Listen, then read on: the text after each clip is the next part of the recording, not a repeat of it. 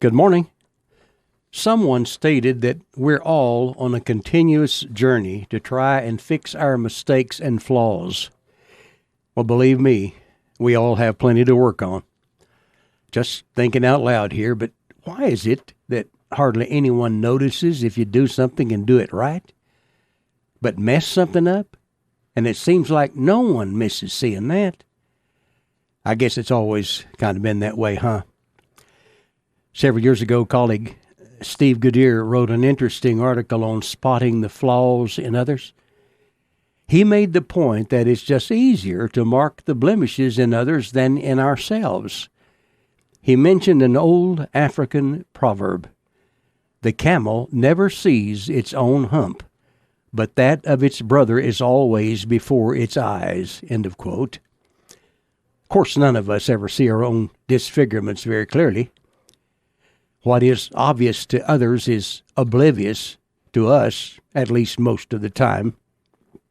Or as writer Margaret Halsey once said, "Whenever I dwell for any length of time on my own shortcomings, they gradually begin to seem mild, harmless, rather engaging little things, not at all like the glaring defects in other people's characters."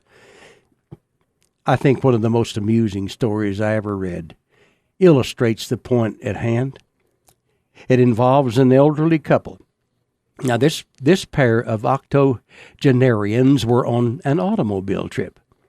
They decided to stop at a little roadside cafe for lunch, and they finished their meal and then continued their journey.